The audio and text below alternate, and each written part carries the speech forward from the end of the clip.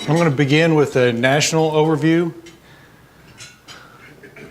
I'm not going to spend a lot of time on national because housing is local, but as you can see from this chart, the housing has dropped off a little.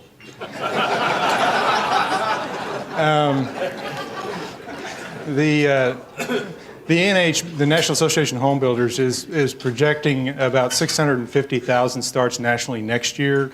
That's compared to about 480,000 this year, so there's a little bit of an improvement, but when you're at the bottom, it doesn't really feel that good.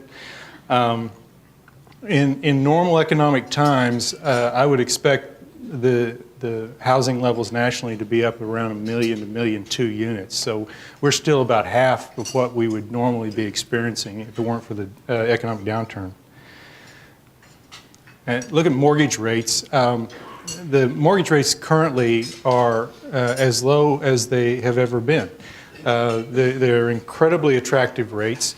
And just a few weeks ago, I was hearing people that were actually getting fixed 30-year rates at below 4%. I mean, it's just unbelievable. Everybody in this room ought to be out buying a house to take advantage of those loans. And we have houses if you would like one. The mortgage rates are probably going to stay down for the next 6 months or so. The Fed got into the money printing business here a little bit, and so that's going to hold these rates down. I expect this time next year the rates are going to be up 5.5, something like that, a little higher than they are now, but that's still an incredibly attractive rate. This is a look at jobs, and I think every state in the union would love to be able to put a chart up like this. All of the major markets in Texas have positive job growth. I don't think any place else in the country can say that. So we're fortunate to be in Texas. We're fortunate to be in Houston, and I think that as the economy improves, I think we're going to see the home building part of our economy here in Texas improve quicker than the rest of the country. And you can see from this chart that positive job growth that I just showed you is actually a relatively recent phenomenon. Just 6-8 months ago, all of us were in negative territory. So we have just recently gotten back up into positive territory, but obviously the trend line is up, and that's good news. This shows the job growth rate for the 10 largest metropolitan areas in the United States over the last decade. And you can see Houston is number one out of all of the major metropolitan areas with 12% job growth. Unfortunately, Washington, D.C. is number two.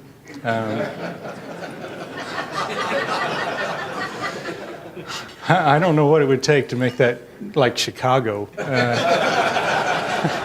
I think we'd all be better off if it were. Obviously, the folks in Chicago and Los Angeles are really hoping for some significant improvements. It's a pretty dismal job situation over the last decade in those large cities. This is a really fascinating chart. This is, on the left-hand side, you have single-family housing starts on that scale. And on the right-hand side is an inverted scale for unemployment. And as you can see from this, the correlation between single-family housing starts and the unemployment rate is incredibly close.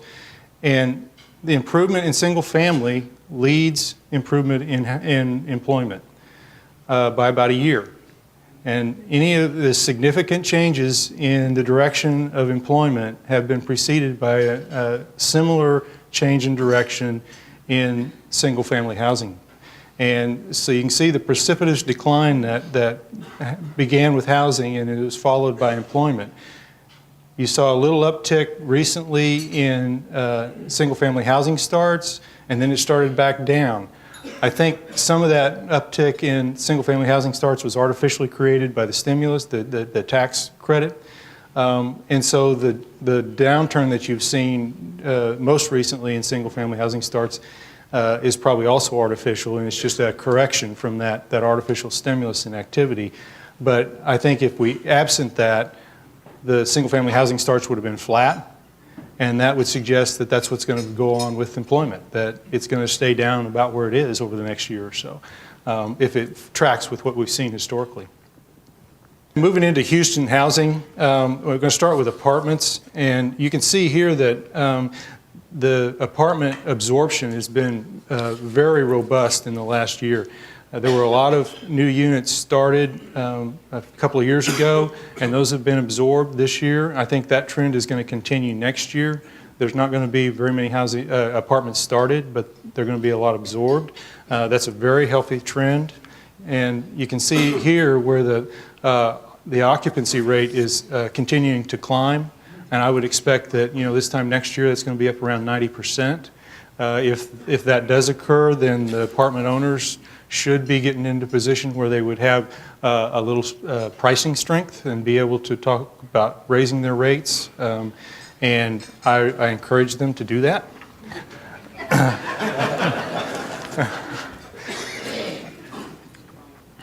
Months of supply.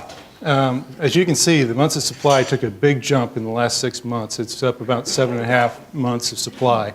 And that's well above what we would consider the equilibrium of about 6 months of supply. So it's definitely a buyer's market right now. And I talked to MetroStudy, and a lot of this data that I'm showing you here I got from the guys at MetroStudy. I want to thank them for that. I talked to them about this run-up in supply, and they pointed out that on this graph you can see there was a big bump in listings in the last 2 quarters. And those are market rate listings. That's not a bunch of foreclosures that are showing up in the marketplace. That's just people putting their house on the market. And I think that we had a little bit of run-up in sales activity early in the year, prompted people to put their houses on the market, list them. But as you can see, the closings have stayed pretty flat. So that's what's caused this big bump in months of supply.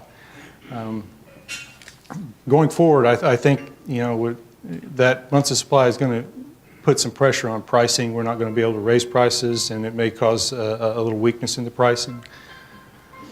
Here you can see this is the home price appreciation for the major Texas markets. This is as of the second quarter of this year.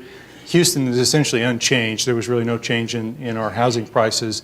But the largest change in Texas was San Antonio at 3.5%. And 3.5% change in housing prices is really insignificant. And I think that, all things said, if you change the scale of this graph, it wouldn't look nearly as bad. And I think it looks a whole lot better than most other major markets in the country. But we could see some weakness here if that months of supply stays high. This is getting into foreclosures. This is a little bit troubling, and you can see the blue line is postings, and there's a definite upward trend in postings. Now, you haven't seen quite the same level of upward trend in actual foreclosures, although back in September we hit 1,600 foreclosures, and that's a pretty high number. If we continue to see this climb in postings, I think our foreclosure rate's going to increase, and that could also put pressure on pricing going forward. This is a comparison of the foreclosure rates that we're seeing now to what we've seen clear back into the 80s, and I thought it was beneficial to kind of compare where we are today versus what happened back in the 80s for those of us that were around then. Remember what that was like, and the 1,600 unit number we hit back in September was the highest we've seen since 1990. So I'm hoping that where we're at now is the peak or close to it. But one big difference in the foreclosures we're seeing today versus what we saw in the 80s were those foreclosures that got just fed into the marketplace and they didn't sell. There were just a huge pile of foreclosed inventory in the marketplace back in the 80s that didn't sell for a very long time. That's not occurring now. The stuff that's hitting the foreclosures is being sold within a few months. There's not a bunch of standing foreclosed inventory in this market. So it's a healthier situation even though we're hitting some bigger numbers.